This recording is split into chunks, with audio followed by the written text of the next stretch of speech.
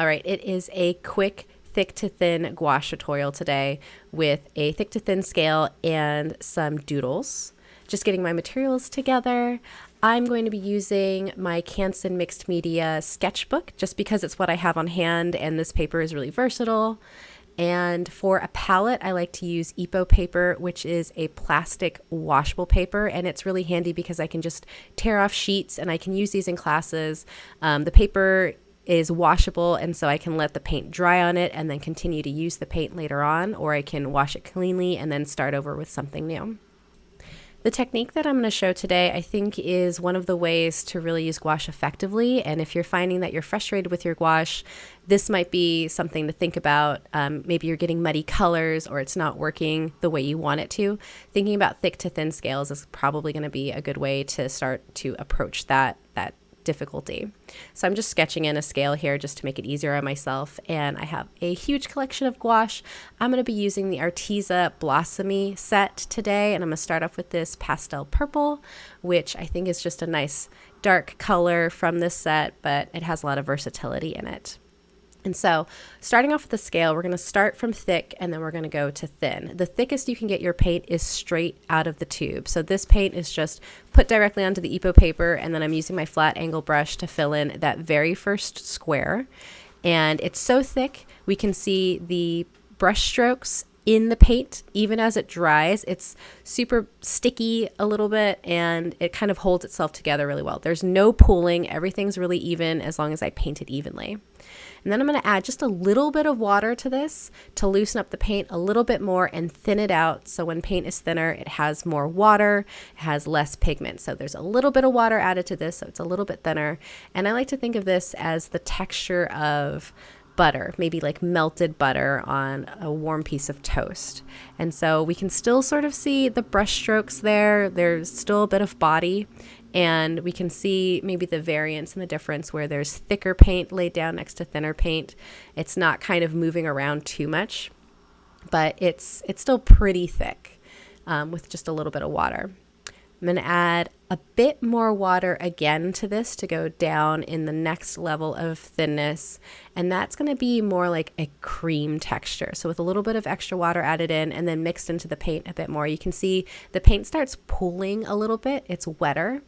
And as I paint with it, those brush strokes, they start to fade away a little bit. They sort of flatten out, so the body has gotten less textured. But the paint starts pooling because there's so much more water in it. It starts kind of moving around on its own, and it kind of pools in some areas. So we see that difference in light and dark areas in the paint itself. Adding more water to this level is going to get us to what I like to call the milk level. So it's kind of like 2% or whole milk. It's a little bit thick still, but there's a lot more water here, and so you can see those brush strokes just fade away entirely as they're laid down. They kind of melt away, and the paint starts pooling in areas. You can see right there in the center and in the corner there's a little bit more paint, and it's pooled because there's so much water kind of pulling the pigment around. The last level is tea, and I've added so much more water here. This is a wash level.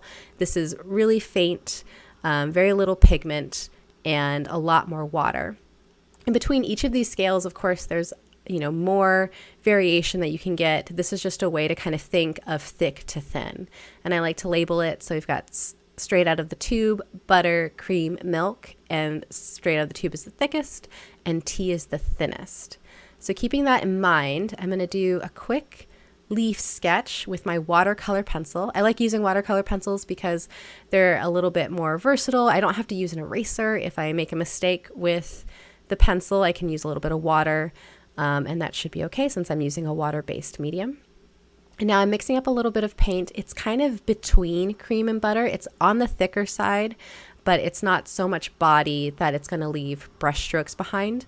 And I'm starting with this because I want to be able to layer on top. So I need something that has a bit of water in it that'll let it dry, and then I can layer really thick paint on top of this without reactivating the paint, is what happens when we don't let the paint dry or when we're trying to add thin paint onto thick paint in layers. And we'll see how that works to blend, But if you're trying to layer your work, if you're trying to have like distinctive details, that might become frustrating if you're not thinking in that way. So to show the blending technique, I'm going to use this pastel petal from the Arteza Blossomy set. And I'm going to try to get the consistency of the paint to similar to what the paint on the paper is already. And because the paint will be somewhat similar, and you can see like I've added a little bit of water in there, and the texture of the paint is a little bit looser, but it's still pretty thick. Since that texture is similar, it's starting to activate the purple underneath it, and the paints are blending with each other. So I get this really nice gradation from pink to purple on each of those leaves. And I can add a little bit more purple. I can kind of play between them, blending back and forth. And this is one of the great things about gouache that I prefer over acrylic, is that you can continue to blend even after things have dried. And I've always had a hard time with acrylic in that. So I'm just adding the pink, and then I sort of blend up with the purple, and it makes these really smooth transitions from pink to purple over each of the leaves. And then next, I'm going to let that dry and start working with some more finer details. And I want to use yellow for the stem and for the veins. I like yellow because it's a contrast to purple. It's the complement to the purple. This yellow was really dry. This yellow was really dried, so I added a little bit of water with a spray bottle and then worked it with the brush a bit just to get it back to more like a straight out of a tube texture. I wanted this to be as thick as possible so that I could lay it on top of the pink and the purple, and it would layer really nicely. I did do a couple of layers of the yellow so that it popped out a bit more, and I just think that it has a really nice contrast to the pink and the purple.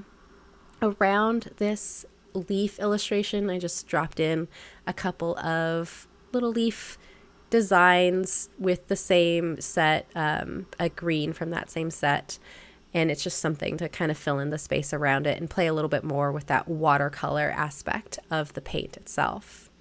And then next I thought maybe why not take it a step further and add some cute little skulls. And so I'm using the watercolor aspect of gouache. I've added a lot of water to it. It's like tea level, sort of a wash, and I'm sketching in the shape of the skulls before I start adding details. And this is the lightest paint that I could get. It's the thinnest paint, most water. And so when that dries, I'll be able to layer on top of it really well with paint at the level of like milk. So I can layer thicker paint on top of thinner paint. So I could layer milk level paint on top of tea level paint. And so that's what I'm doing with some of these details, just adding, you know, little teeth and like eye sockets and things like that, and a little bit of a line. And then using that blending technique again with a wash of pink, just to kind of give the skulls something interesting and some form. And then I'm adding a couple of other colors, so a sky blue and purple from a different set, just to create, you know, a complete palette of colors, to do some outlines. Between each step, I'm making sure that my paint has dried completely. So especially when I'm doing these things like outlining or adding details on top and layering paint, I need to make sure that the paint underneath is totally dry so they don't just get all muddy and blend into each other. Because if it's wet, it'll stay wet, and then that paint will just go everywhere. If you've used watercolor before, you know this phenomenon of the paint just going wherever it wants to go. And so one thing that I really like about this gouache is that I have a little bit of a mistake on top of the skull, but it's water-based, so I can just take a clean, wet brush and scrub it right out. It's like erasable paint. All right, so this is the super quick thick to thin scale tutorial so that next time you're using gouache, you can create cool illustrations and it won't get too muddy. Thanks for watching.